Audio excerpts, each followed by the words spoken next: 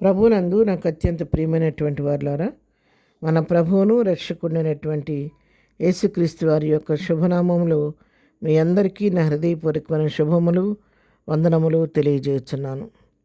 ఉదయకాల సమయంలో దేవుని వాక్యాన్ని ధ్యానం చేసుకుందాము. ఈరోజు వాక్య ధ్యానం కొరకు మనం తీసుకున్నటువంటి లేఖన భాగము యోబు గ్రంథము 37వ అధ్యాయము 5వ వచనం చదువుకుందాం. దేవుడు ఆశ్చర్యముగా ఉరుముధ్వని చేయును, మనం గ్రహింపలేని గొప్ప కార్యములను ఆయన చేయును. ఆమెన్. అవును ప్రియులారా, మన దేవుడు ఆయన ఆశ్చర్యకరుడు. మనం గ్రహించినటువంటి గొప్ప కార్యాలు మన పట్ల ఆయన చేసే దేవుడై ఉన్నాడు. మన దేవునికి ఉన్నటువంటి నామములు అనేకమైన నామములు మన ప్రభుకుని, మరి వాటిలో ప్రభుకున్నటువంటి మరి నామాల్లో కొన్ని నామాలు మనం గమనించినట్లయితే అద్భుతకరుడు, ఆలోచనకర్త, ఆశ్చర్యకరుడు, సమాధానకర్త, బలవంతుడైన దేవుడు, రకరకాల నామాలు ప్రభు కొందరు. నేను అదನ್ನು చూసి ఆయన ప్రార్థన ఆలకించేవాడు. ఈ రీతిగా అనేకమైన నామమును కలిగిన దేవుడు ఆయన ఆశ్చర్యకరుడు కాబట్టి అనేకమైన ఆశ్చర్య కార్యాలు మన పట్ల చేసే దేవుడై ఉన్నాడు. మన జ్ఞానానికి మించినటువంటి కార్యాలు, మనం గ్రహింపలేనటువంటి గొప్ప కార్యాలు ఆయన మన పట్ల చేసే దేవుడై ఉన్నాడు. యోబు గ్రంథంలోనే 5వ అధ్యాయం 9వ వచనం మనం చదువుకుంటే, ఆయన పరిశోధింపజాలని మహాకార్యములను లెక్కలేని అద్భుత క్రియలను చేయువాడు. పరిశోధించడానికి కూడా అవకాశం, పరిశోధింపజాలని మహాకార్యాలు చేసే దేవుడు, లెక్కలేని అద్భుత కార్యాలు ఆయన చేసే దేవుడు. పక్షపాతం లేకుండా తన అడుగు వారందరి పక్షంగా ఈ విధంగా తన కార్యమును చేయుటకు ఆయన శక్తిమంతుడై ఉన్నాడు. యోబు గ్రంథంలోనే 9వ అధ్యాయం 10వ వచనం కూడా మనం గమనించినట్లయితే, ఎవడనూ తెలుసుకొనలేని మహత్తైన కార్యములను లెక్కలేని అద్భుత క్రియలను ఆయన చేయుచున్నాడు.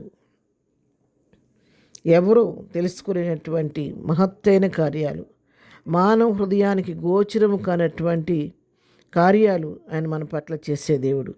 ఒకటి కాదు, రెండు కాదు, లెక్కలేని అద్భుత క్రీడ ఆయన మన పట్ల చేస్తూ వస్తున్నాడు. కానీ మనం మానవ నైజాన్ని బట్టి దేవుడు చేసిన మేళ్లను మర్చిపోతాం. ఏదన్నా చిన్న సమస్య వస్తే ఆ సమస్యను ముందు పెట్టుకొని ఆ సమస్యను బట్టి బాధపడుతూ వేదన పడుతూ ఉంటాం. కానీ దేవుడు చేసినటువంటి మేళ్లను మనం జ్ఞాపకం చేసుకోవటం మర్చిపోతూ ఉంటాం అన్నమాట.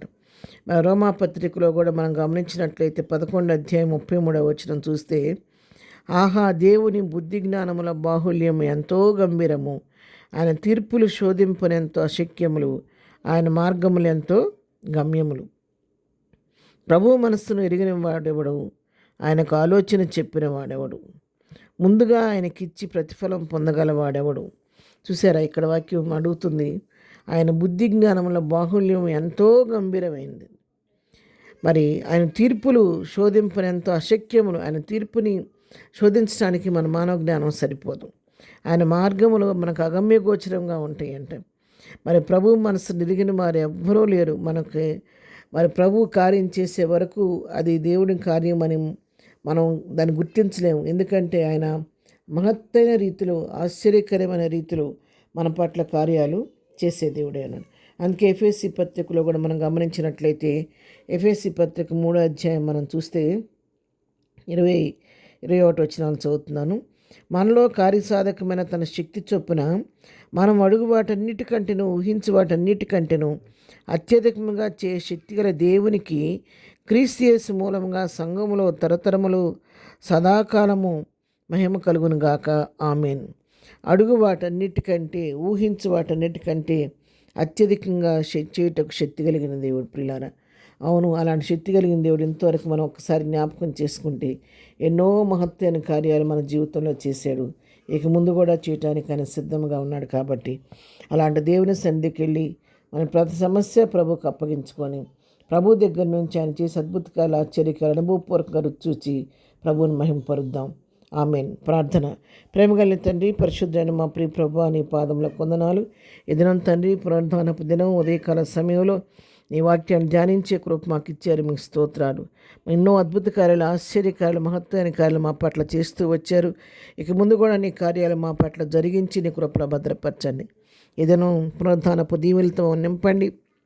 జరుగుతున్న ప్రతి ఆరాధన ద్వారా మహిమ పొందండి. రాకపోకలో క్షేమం దయచేయండి.